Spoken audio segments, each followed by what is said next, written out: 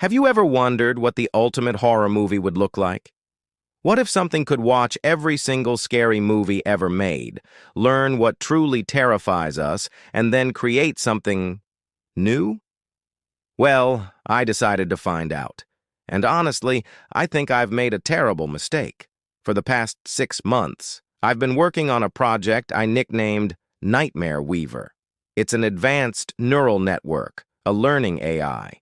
My goal was to feed it the entire history of horror cinema.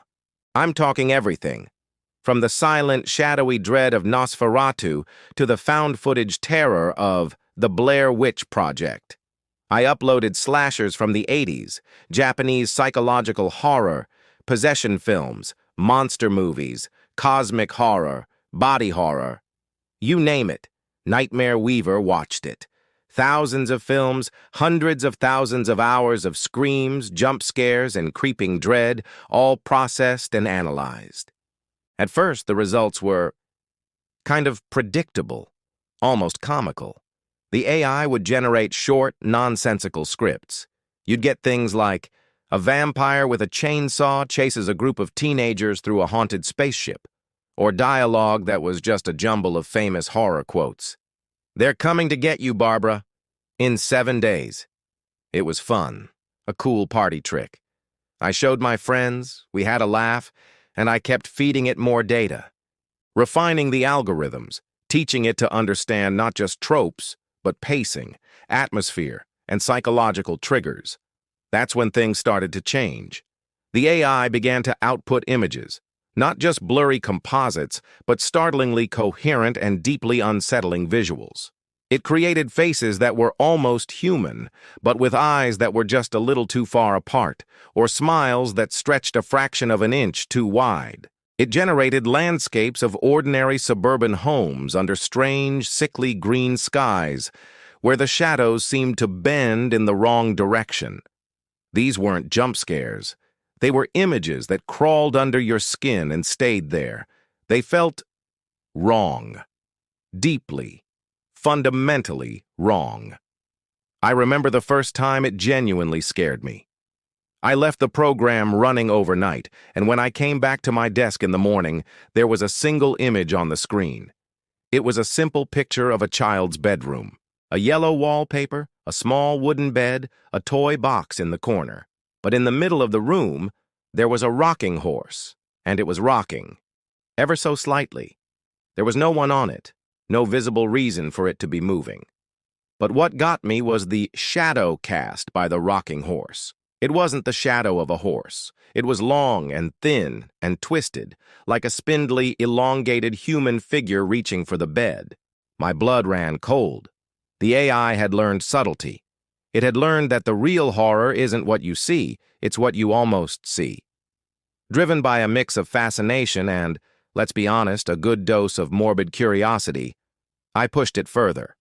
I asked it to create a short film, a complete narrative, with a beginning, a middle, and an end. I set the parameters, hit generate, and went to make a coffee, my heart pounding a little faster than usual. When I came back, the file was there. It was titled The Glimpse. The whole thing was only 3 minutes long. I can't show you the actual footage. For one, the images it generates can be intense. But more importantly, there's a part of me that believes it's not safe to be viewed. But I can describe it to you. The film opened on a man, we'll call him David, looking through old family photos on his laptop. The camera is positioned just over his shoulder so you see what he sees. He's smiling, looking at pictures of his wife and daughter. It's warm, it's normal. Then he clicks on a video file. It's from his daughter's 5th birthday party. You see her blowing out candles on a cake, surrounded by family. But as David scrubs through the video, he pauses. In the background of one frame, standing in a doorway, is a figure. It's tall, out of focus, and just there. It's only visible for a split second. David leans closer to the screen, his smile gone. He plays the clip back, frame by frame.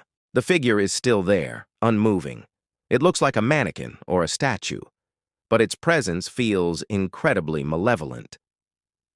He checks another video, a family trip to the beach from a year earlier. And there it is again. Standing among the distant crowd, partially obscured by a beach umbrella, is the same tall, motionless figure. The rest of the film is a montage. David frantically clicks through his entire digital life. Every video, every photo. And in the background of every single one, the figure is there. At his wedding, it's a guest in the back row. In his baby daughter's first hospital photo, its shape is visible in the reflection on a window. It's been there his entire life, always in the periphery, always just out of sight, a silent witness to every moment. He was never, ever alone. The final shot is from David's perspective. He stands up from his desk and looks at his own reflection in the dark monitor screen. And standing directly behind him, perfectly in focus, is the figure. It slowly raises a long, pale hand and places it on his shoulder. The screen cuts to black.